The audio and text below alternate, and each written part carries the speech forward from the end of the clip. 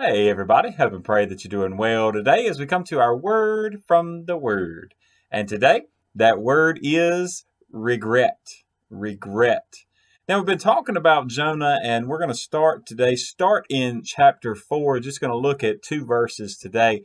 But as you remember, Nineveh has just had basically revival break out. That everybody has turned the whole nation. The whole city has turned from the king, has called a fast for everybody, including the animals. And we saw yesterday at the end of chapter 3 that God relented.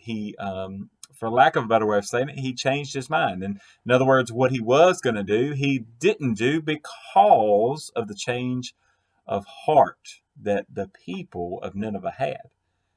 But the part of the irony of the story is that Nineveh has a change of heart, but did Jonah?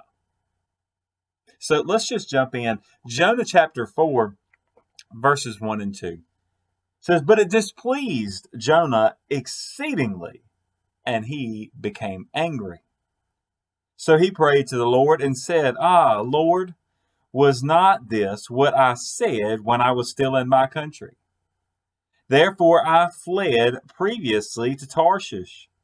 For I know that you are a gracious and merciful God, slow to anger and abundant in loving kindness, one who relents from doing harm."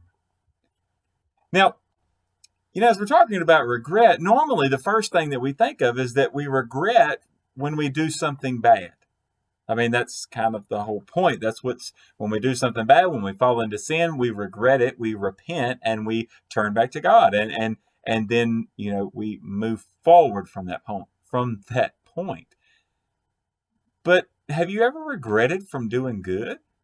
I mean, here's Jonah, right? He just preached this wonderful message, how it was received wonderfully. And I mean, he sees this change happen. It is really hard to imagine what was going on in Jonah's heart and Jonah's mind. But the more I study this passage, the more I'm beginning to see this same type attitude today.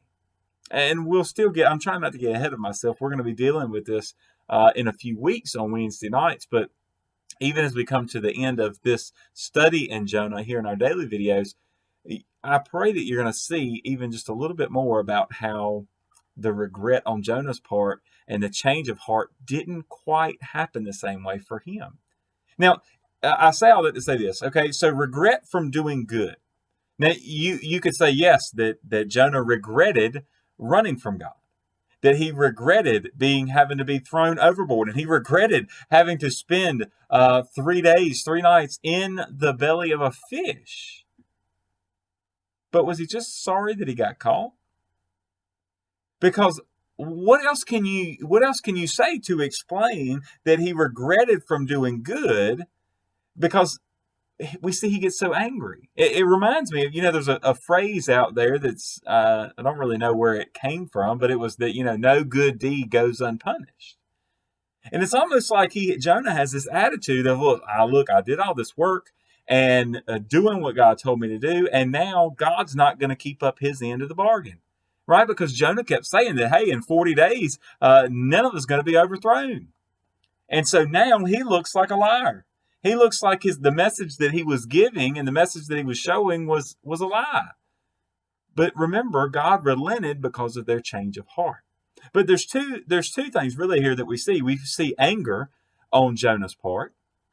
And it really does seem out of place. If you read through and you see, Jonah run, and then God gets his attention, and then he spends the time in the fish, and now all of a sudden God's really got Jonah's attention. He prays, he acknowledges God's will, and then we see the call again. And so he goes out and he preaches, and you think, man, Jonah has had a change of heart. But then you get here to verse 1 and it says, but it displeased him and he became exceedingly angry.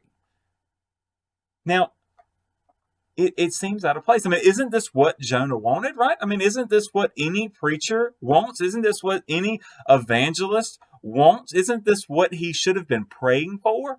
That the message would be received? But see, now the funny thing is that we don't see him praying on the boat when the storm is there, when he should have. We just talked about that even Wednesday night. And then he didn't pray until he was in the fish, right? And then he prayed that God would save him. And God did. God relented from what he was going to do to Jonah. And he was okay with that, but he was not okay with God relenting from what he was going to do to Nineveh. But now, all of a sudden, we see in verse 2, as I just read, now Jonah prays. But here's the thing. Now is where that sinful regret comes in. See, he's not regretting his sin. No, he's regretting the good that just happened. See, he says basically three things against God. First, he says, God, I already told you that this is what was going to happen.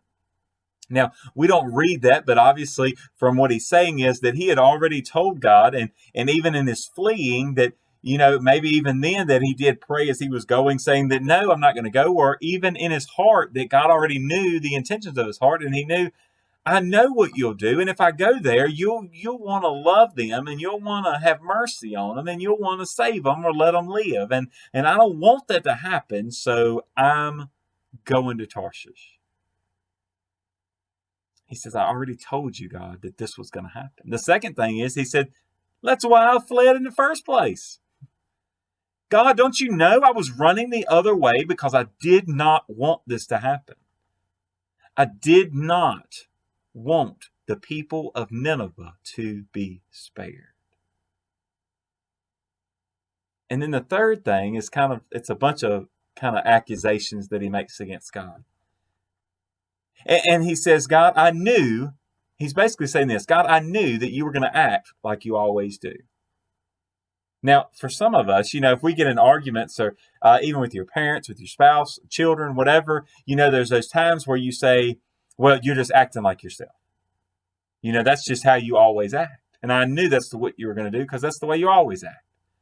So that's kind of that attitude that he has towards God, is he's saying, God, I knew that you were going to act like God. Now, you might be saying, well, what does that mean? Well, it means, just as Jonah said, I knew you were going to be gracious.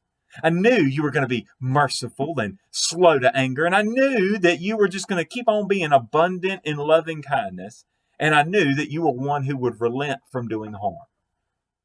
Now, it sounds like, I can picture, and even as I'm saying this to you, I can imagine that Jonah was saying this with hate in his heart because of his actions and his attitude and the fact that he was so angry over the salvation of the Ninevites.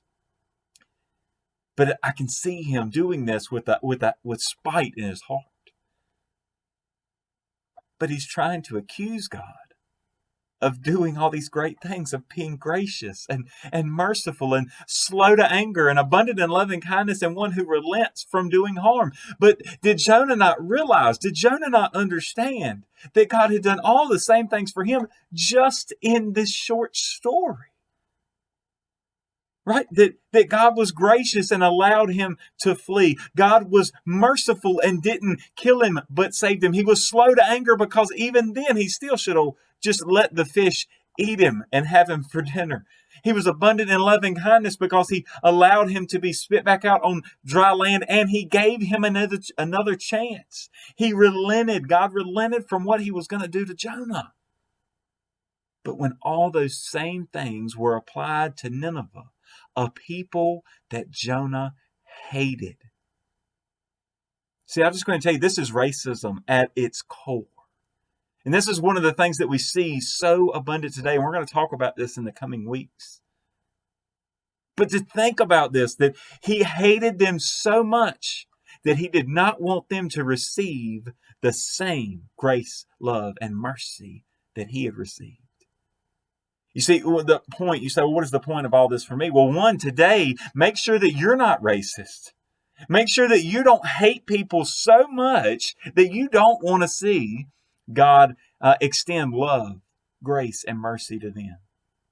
Because see, sin, if not dealt with, sin in the heart, if not dealt with, if you don't kill it, if you don't crucify the flesh every single day, it will continue to disrupt every area of your life. See, Jonah on the surface looked like he had dealt with it. And maybe even he had fooled himself thinking that he had dealt with it and he was okay proclaiming what God wanted him to proclaim there in a place that he hated and didn't want to be. But as soon as God relented from what he was going to do to Nineveh, it set a switch off in him. And all of a sudden that sin of racism just bubbled back up. And he said, you know what? I don't regret the bad I've done. I regret this good that I've done. And see, you and I, if we're not careful, we will fall into the same trap. If we don't deal with the sin that's at our core, right? Those little sins that you think are okay, those little bits of racism like this that you think are okay, that all of a sudden they seem to bubble up when certain things happen in our society. And then all of a sudden these feelings bubble up and these words come out and these attitudes come out. And the problem is not with those things that's going on outside of you. The problem is not the fact that God was merciful. The problem is not that Nineveh or whoever received Christ or turned from their evil ways and turned to God. No, the problem is that you have not had a change of heart. And maybe instead of regretting your past sins, you've been regretting doing good. But you know that it's a cancerous problem in your life when all of a sudden you begin regretting seeing the lost, especially those lost that you despise, your enemies. You know it's a cancerous sin in your life when you despise seeing your enemies won for Christ. When they turn their lives over to Christ and he no longer shuns them or pushes them away, but now he has gathered them into the family and they begin to receive the same grace and love and mercy that you claim to have received. But see, when you get upset and you begin to regret doing good that leads to the salvation of the people that you hate, then you know the problem is not with them. The problem is with you. And so today, I pray that you would search your heart and I pray that you would ask God, as David did so often in the Psalms, search me and know me. It's a prayer that all of us should do. God, search me today. And let's regret those things that we've done that have been wrong in the sight of the Lord. And let's move forward, right, with a clear conscience and a clean heart, so that we will have nothing to regret. God bless you, and I pray you have a great, great day.